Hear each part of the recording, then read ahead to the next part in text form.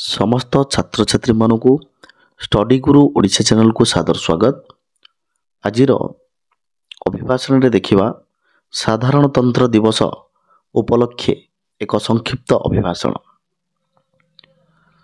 सम्माननीय सभापति महोदय, पूज्य गुरुजी और गुरुमा वृंद,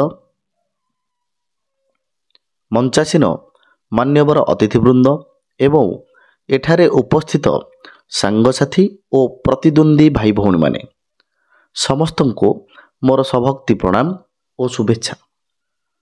आजिर एही पवित्र दिवस उपलक्षे किछि कहिबार सुजोग मिलिथिबारु मु निजको धन्य मने करुछि। आम्भे माने समस्ते जानिछे 1947 मसीहा अगस्ट मास 15 तारिख रे आमे स्वाधीन हेलु। मात्र यह आमर पूर्ण स्वाधीनता दिवस नथिला, कारण आम देशर नीति नियम बा धारार परिवर्तन होई नथिला। एथिपई आमर एक संविधानर आवश्यकता पड़िला और सही उद्देश्य रे एक कमिटी गठन करागला। एही कमिटीर मुख्य रहिले डॉक्टर भीमराव आंबेडकर।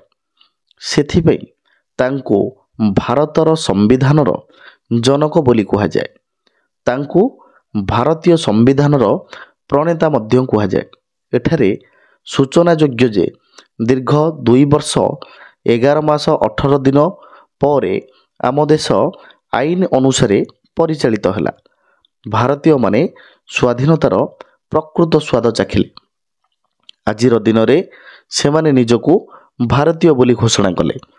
एपरी एक खुशी मुहूर्त रे प्रधानमंत्री दिल्लीर इंडिया गेट ठारे अमर जवान ज्योति सम्मुखरे शहीद जवान मानक उद्देश्य रे श्रद्धासुमन अर्पण कले। सबु वर्गर अधिकारी शासन माने शहीद जवान मानकु श्रद्धांजलि ज्ञापन कले। जल स्थल आकाश बाहिनी सेना एनसीसी अग्निशम बाहिनी पक्षरु मध्य मार्च फास्ट करागला। एही प्रक्रिया रे मध्य तिरंगा पताका महानंदरे उतोलित होता है। यही साधारणतंत्र दिवस रे आमे समस्ते एक होई आम राष्ट्रर सार्वभौम को रक्षा करिबा पई संकल्पबद्ध हेबा उचित। यह साधारणतंत्र दिवसर महत्व अक्षुण्ण रखिबा सहित देश जातिर मान सम्मान रक्षा निमंते आलोकवर्तिका परि कार्य करिवो।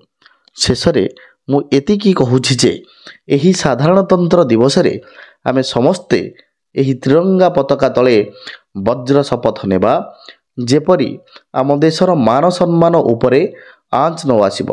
एहार सर्वविध सुरक्षा निमंते प्रत्येक भारतीय यत्नवान हेबा निहाती आवश्यक। मु एतिकी कही मोर वक्तव्य शेष करुछि। जय हिंद।